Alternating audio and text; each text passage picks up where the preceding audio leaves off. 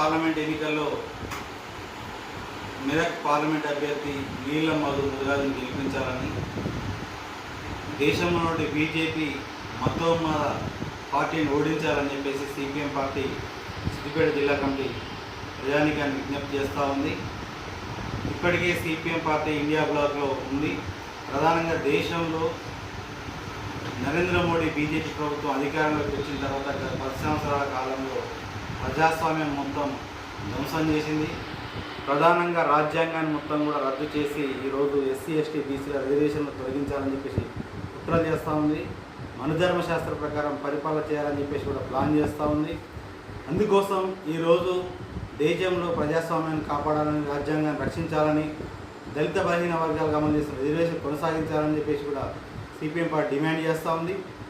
అదే క్రమంలో రైతులకు వ్యతిరేకంగా, కార్మికులకు వ్యతిరేకంగా అనేక చట్టాలు తీసుకురావడం జరిగింది. దీన్ని సిపిఎం పార్టీగా వ్యతిరేకిస్తూ ఉన్నాం. అనేక పోరాటాలు కూడా నిర్వహించాను. అందుకోసం మరి నిత్యావసర సరుకుల ధరలు కూడా పెద్ద ఎత్తున పెంచి ప్రధానికం మీద భారం మోపిన పరిస్థితి. కార్పొరేట్ సంస్థలకు ప్రధానంగా లలిత్ మోడీ, నీరవ్ మోడీ, మరి అంబానీ, అదానీలకు 10 లక్షల కోట్ల రూపాయల రుణమాఫీ చేసింది. అదే రూపంలో కార్పొరేట్ సంస్థలకు 16 లక్షల కోట్ల రూపాయల రాయితీలు కూడా ఇచ్చిన పరిస్థితి. సాధారణ ప్రజలు బ్యాంకుల దగ్గర కనుక అప్పులు కనుకుంటే ఈరోజు జైల్లో పెట్టిన పరిస్థితి, ధ్వంసం చేసిన పరిస్థితి. మరి పెద్దలకు మాత్రం మోడీ ఉడిగం చేస్తూ పేద ప్రజల మీద కూడా భారం మోపుతున్న పరిస్థితి. అంతర్జాతీయంగా ఈరోజు ముడి చమురు ధర తగ్గిన పాకిస్తాన్, బంగ్లాదేశ్, శ్రీలంక వంటి దేశాల్లో 50 రూపాయలకు పెట్రోల్ లభిస్తూ ఉంటే భారతదేశంలో 110 రూపాయలు వసూలు చేసిన పరిస్థితి. ఈ విధంగా వసూలు చేసిన డబ్బులన్నింటి కూడా కారు చౌకగా ఈరోజు మరి ధనవంతులకు కార్పొరేట్ సంస్థలు కట్టబెడుతున్న పరిస్థితి.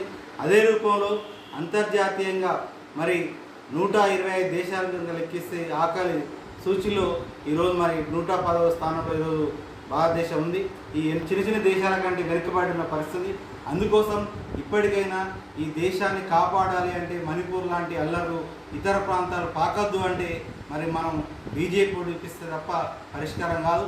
అదేవిధంగా ఈరోజు పెద్ద ఎత్తున కూడా దళితుల మీద, మహిళల మీద, మైనార్టీల మీద కూడా దాడులు పెరిగిన పరిస్థితి. ఈరోజు ప్రజలంతా కూడా అభద్రతా భావంలో ఉంటున్న పరిస్థితి.